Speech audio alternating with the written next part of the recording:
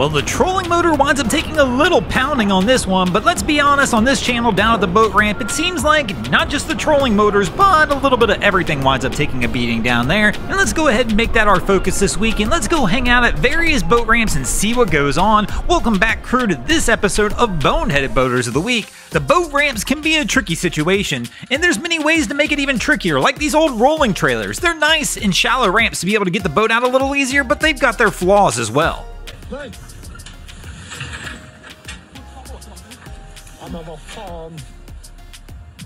My favorite part's here where they all just stare at it like, yeah, I'm not getting in the water. I mean, I guess they could do like this guy, go get in their car and just drive the car into the water to try and get the boat back. I mean, that's one way to not get too wet. Maybe. Speaking of using cars to get boats out of the water, it's not typically something we recommend. Yeah, I know some cars have a little bit of a tow rating, but you always want to try and tow with a vehicle that's rated to tow the weight of the vessel you own. It is definitely one of the most popular asked questions we see when somebody's just starting to get into boating, and that's, hey, I'm looking at this boat, I've got a little Honda Odyssey minivan, it can tow 3,500 pounds, the boat weighs 5,000 pounds, but I only tow on flat land, I should be okay, right? Well, the reality is, if you're towing a boat, you do not only tow on flat land. That's right, I've never seen a flat boat ramp. They're all angled, which means at some point in time, you're going to take that vehicle that's not rated to tow that boat, and you're going to have to try and pull it out up a hill, and that doesn't always work out to your benefit. I mean, even this vehicle's got four-wheel drive, and it's not getting anywhere. And let's be honest, you're already going to have enough to worry about down at the boat ramp that the last thing you want to really be concerned with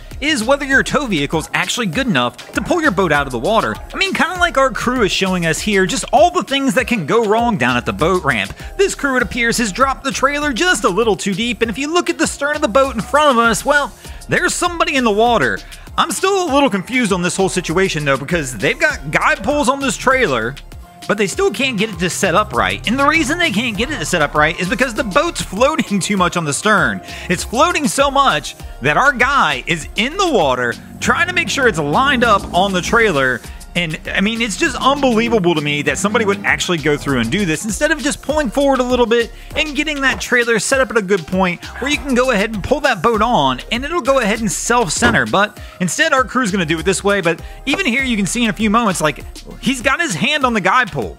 That's how deep this trailer is. The boat was so far past the guide poles, it had to be over the bow roller even. But man, nope, they're still going to just try and mess with this, get it lined up right, get the guide poles around it, and I guess hope for the best when they go and attempt to pull this one out. And our guy's just going to stay in the water the whole time as they go ahead and try and work through this one. But man, I just definitely don't recommend this, guys. If you find yourself this deep in the water, you're going to want to come up with a different game plan. I mean, even the guide poles they have here, they're trying to slide off now, and what a mess this one winds up being. Now, one of my favorite parts of the clip here is as our guys starting to winch this one down, as they're finally getting it in the right spot on the trailer, which it finally does appear to be that way, as the stern seems to be a little bit level with where the guide poles are at the back of the trailer, is our guy who's in the water doesn't even leave. Our guy that's standing up here at the bow of the boat in a moment is going to step into the back of the truck, go get in this truck, and start to pull it forward, and our guy who's on the stern, he's gonna ride it out, man. He's gonna hang on to the back of this boat and ride the trailer right straight up the ramp as they go and pull this boat out. Definitely doesn't sound like a good idea. Somehow they wind up making it work, but not something I would recommend at all, and here we go.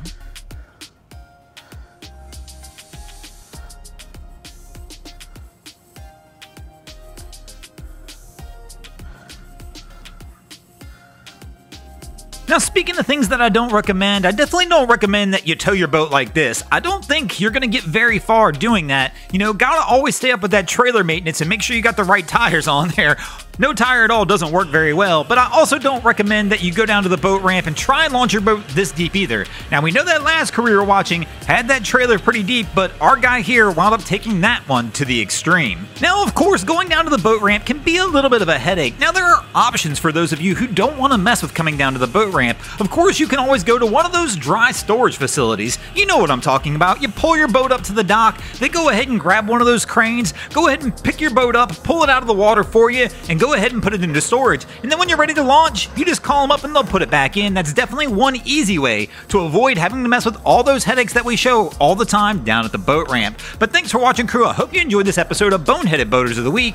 If you ever see anything crazy happening down on your waterways, be sure to hit us up on Facebook or Instagram and let us know, and you might see your stories over here. Just like Resident Dog Fishing, Base Dev, Captain Jason, David Austin, Adam Coolidge, Papa Zuck, and Sam Rodney Klein did this week. And if you guys haven't already, go ahead and drop an anchor on the subscribe button here.